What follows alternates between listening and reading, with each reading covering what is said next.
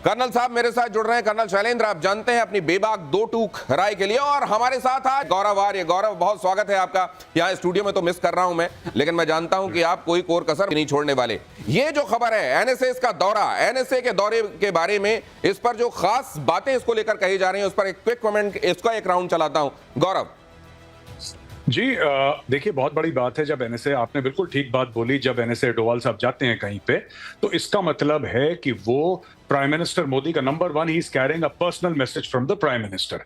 जब यूक्रेन और रशिया की पीस डील की बात हुई थी, वो डोवाल साहब ही थे जो गए थे रशिया, वो डॉक्यूमेंट्स लेके। पहली चीज। दूसरी चीज, जब भी उनको देखिए, हम लोग बात करते हैं ना, भाई बहन होए ना प्रीत, इसमें प्रीत है डॉक्टर जयशंकर और भय हैं अजीत डोवाल।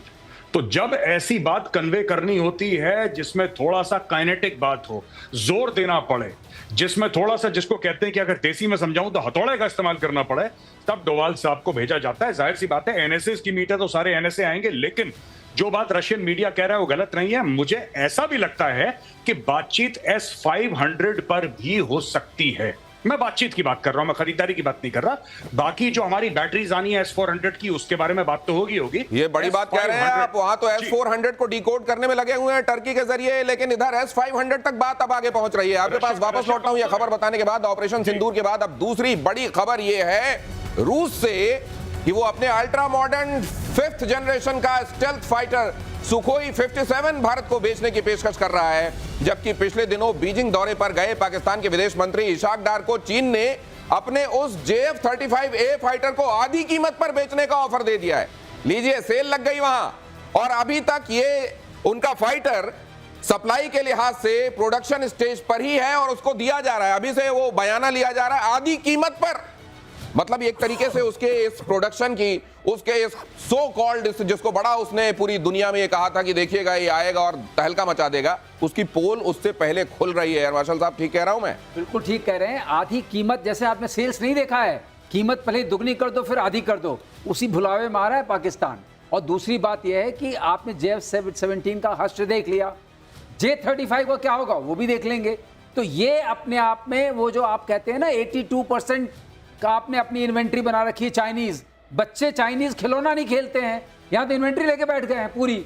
और HQ-9 का क्या हश्र हुआ, JF-17 का क्या हश्र हुआ, जब आपको एक तरीके से 9/11 हो गया। 9 वो ठिकाने जो कि दहशतगर्दियों के थे, और 11 आपके एयर बेसिस। 20% आपको ऐसा लगा, 9/11 तो आपके साथ हो गया। अरे समझो, पाकिस्तान अभी भी इनके चक्करों में नहीं पड़ो, इनके खिलौने काम नहीं आएंगे। नहीं, मुझे तो दूसरी बात लग रही है। बात ये लग रही है कि उन्होंने कलाई खोल दी है पाकिस्तान की, खुल गई है। उन्होंने खरीदा चीन से, और उसका जो पूरी दुनिया के सामने असल क्या है उसका सामने आ गया। अब पाकिस्तान को चीन ये कह रहा होगा कि तुमने मेरी भद्द पिटवाई है, अब आधी कीमत में तुम ही खरीदो। क्या मैं ठीक कह रहा हूं इसको, कर्नल साहब? जय हिंद, नमस्कार। देखिए, जब आप बात कर रहे हैं 50%, मुझे जो जनरल नॉलेज में और जो लेमैन लैंग्वेज में पता है, एक के साथ एक फ्री, कुछ ऐसी बात चल रही है। जी। बड़े सीधे शब्दों में, क्योंकि 50% क्या है क्या नहीं मुझे नहीं पता, बट जब एक के साथ एक फ्री ऐसी स्कीम आती है, तो आप ही बताइए कि क्या वो एक और उसके साथ वाला फ्री उसी क्वालिटी का हो सकता है जो कि आप अदरवाइज बेच रहे हैं? ये एप्पल मोबाइल आपको क्यों नहीं मिल रहे फ्री में? आपको बाकी आइटम फ्री में क्यों नहीं मिल रहे? एक के साथ एक फ्री वाला। ज़्यादा बड़ी बात, किसी भी इक्विपमेंट को मैं कभी भी दुश्मन के पास जो होता है कम नहीं आंकूंगा, लेकिन मेरी हमेशा से ये रही है, आप मशीन तो उसको ऐसी पकड़ा देंगे जैसे बंदर के हाथ में आईना, बट अपने आप में वो बंदर उसको ऑपरेट कैसे करेगा, ट्रेन कैसे करेगा, it is always the man behind the machine. ऐसा नहीं है कि ये सारे के सारे जो सिस्टम्स हैं वो सिर्फ कंडम है। चाइना हमारे लिए वो भी एक बड़ा थ्रेट है, इस लिहाज से उनकी तैयारी क्या है, मैं ये भी जानना चाहता हूं। गौरव आर्य, सेल क्यों लग रही है? देखिए साहब, सेल इसलिए लग रही है, सेल का सिर्फ एक और एक कारण है कि भारत को कंटेन करना है। पाकिस्तान को ऐसा लगता है कि जब भारत के साथ लड़ाई होगी तो चीन आएगा बीच में, पाकिस्तान को बचाएगा। चाइना क्यों आएगा बीच में? चाइना क्या 71 में आया बीच में, या चाइना 99 कारगिल में आया बीच में, या अभी ऑपरेशन सिंदूर में आया? चाइना चाहता है कि पाकिस्तान और भारत की लड़ाई हो। चाइना चाहता है कि भारत उधर बिजी हो जाए, भारत का इकोनॉमिक डाउनफॉल हो, भारत कमजोर हो जाए। This is what China wants. अब पाकिस्तान उसका एक नालायक पार्टनर है। चाइना के वांट से सिर्फ नहीं होता ना कि चाइना वांट्स, तो चाइना उसको बोलता रहता है कि आप पहलगाम करो, आप ये करो, वो करो, भारत रिएक्ट करेगा। भारत ने बहुत बिल्कुल जिसको कहते हैं खूबसूरती से उनको हैमर करा, 3-4 दिन के अंदर पूरा मामला रफा दफा करा और भारत ने थैंक यू बोल के भारत आगे निकल गया। अब पाकिस्तान को जो डैमेज हुआ है वो पाकिस्तान संभालेगा। अच्छा, इससे क्या हुआ कि पाकिस्तान की इनसिक्योरिटी बढ़ी कि भारत तो कभी भी हमें मार सकता है, हमारे पास ऐसा एयर डिफेंस सिस्टम है ही नहीं जो भारत की एक भी मिसाइल रोक ले। अब हम क्या करें? 82% इन्वेंट्री आपने बताया चाइना की है, अब वापस चलो चाइना। फिर चाइना एक साइकिल में पाकिस्तान फंस गया है। और सिर्फ ये दोनों मेरे सीनियर्स हैं सर जो हैं आपके साथ स्टेज पे, वो आपको एक बात बताएंगे, when you buy a weapon ये इंटीग्रेटेड होता है पूरा, आप आइसोलेशन में वेपन नहीं खरीदते। ये कोई राइफल नहीं है जिसको आप खरीद रहे हैं, this is not a rifle. आप जब भी कोई बड़ा सिस्टम खरीदते हैं उसका इंटीग्रेशन होता है। तो अब पाकिस्तान के लिए बहुत मुश्किल है इन सब चीजों से अलग होना।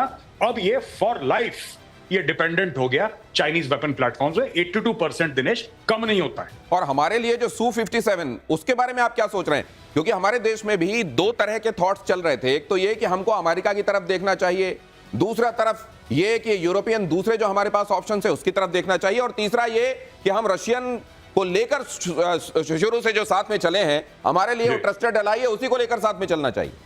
देखिए दिनेश, इसमें सिंपल सी ये बात है कि आपका जो एमका का प्रोजेक्ट है उसको लगेंगे 15-20 साल, ठीक है। 4-5 साल तो कह रहा है प्रोटोटाइप, 4-5 साल तो कह रहा है प्रोटोटाइप। फिर प्रोटोटाइप के बाद आप दिखाएंगे, फिर इंडियन एयरफोर्स उसको टेस्ट करेगा, एयरफोर्स अपनी 4 बातें बताएगा उस पर। जब तक फ्लीट पूरी पहली स्क्वाड्रन तैयार होगी, अभी उसका इंजन का नहीं पता कौन सा लगाएंगे। बातचीत चल रही है, इसका होगा, उसका होगा, साफरान का होगा, F404 होगा, F414 होगा, XYZ जो भी। एक तो ये चीज है।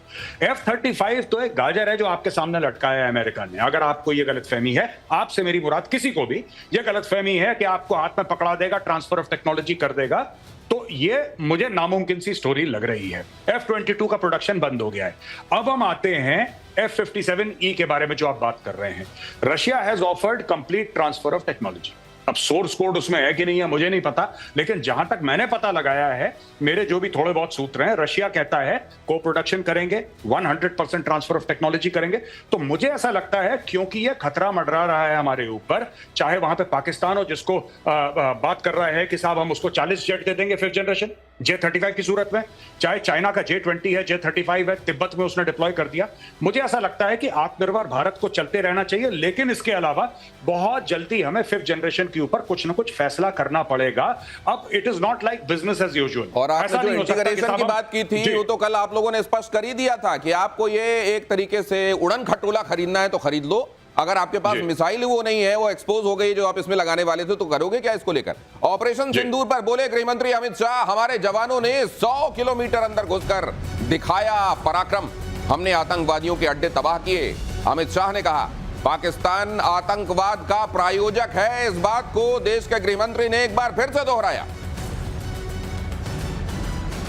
8 तारीख को केवल और केवल पाकिस्तान में बसे जैसे मोहम्मद हिजबुल मुजाहिदीन, लश्कर तैयबा और उनके हेडक्वार्टर, ट्रेनिंग कैंप और एक प्रकार से भारत में आतंकवादियों को घुसपैठ कराने के अड्डे को तबाह किया।